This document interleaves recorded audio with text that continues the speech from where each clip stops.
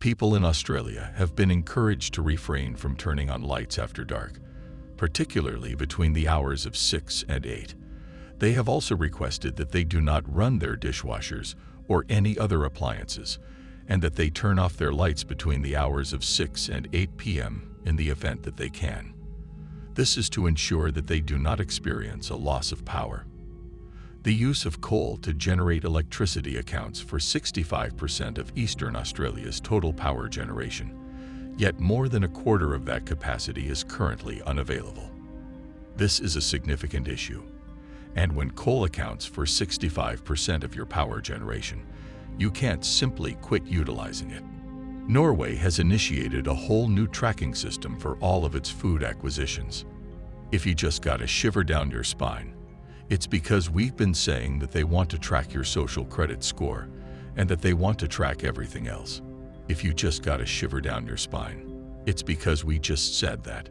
One of the reasons why people are urging you to store up now is that once they begin monitoring or limiting food, it's possible that you won't be able to make all of those purchases. This is one of the reasons why people are telling you to stock up now. Either they will restrict your purchases or report you if you make too many purchases of food, or both. This past week, stock prices have been falling like a rock. I want to give you a bird's eye view of what just happened. $3 trillion have disappeared in the last week or two. This is called a bear market sell-off, and it's hurting retirement plans. This may be part of your stock investment portfolio, and it's also part of mine. This is not a good sign.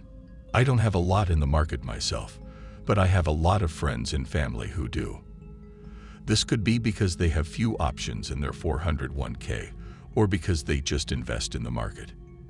The fact that the market is still worth $3 trillion should tell you that people are saying, "I told you so." Technically, it could go to zero if everyone sells and no one buys. If that happens, everyone would have to give it away for free because no one would buy it. However, someone will eventually buy it just for the business's assets, so that's a very long way to go. Honestly, silver and gold quite possibly will drop along with the market right now. That's a fair warning I'm going to just give you right now, okay? Silver and gold tend to drop as people lose tons and tons of money, and they start selling assets that whatever's not nailed down.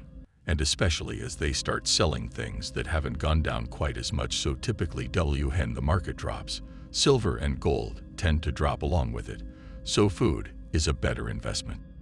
In addition to that, we are experiencing difficulties in the housing and mortgage markets. This week, the average interest rate for a 30-year loan dropped from 5.23% to 5.78%, which is a drop of almost half a percentage point in just 1 week. That's huge, and it's already caused home prices to drop by 20% in some areas of the United States. In comparison to the same time period in the previous year, the number of mortgage applications has dropped significantly. The projections for what the gross domestic product will look like for the second quarter that the Federal Reserve of Atlanta, which tracks the GDP, is now making are now projecting that they brought it down again. And it's now at 0%. If it goes negative, if their projection goes negative, then they are projecting that we are currently in a recession, and that we have been since January 1st. 2 quarters of GDP negative growth means you're in a recession. Since January 1, people who said, "Hey, we're going into a recession," have been technically right. This is what people on the street are telling us. Big news out of the UK is that 40,000 rail workers are going on strike starting this week. This will shut down the whole country's transportation system. The 40,000 workers are from Network Rail Limited, and they are warning that only 4,000 to 5,500 of the regular 200,000 daily trains will be running, and that large parts of the railway network will be closed. Whoa, that's big news, isn't it? There's a lot going on in the world, so make sure you and your loved ones are stocked up and ready for what's to come.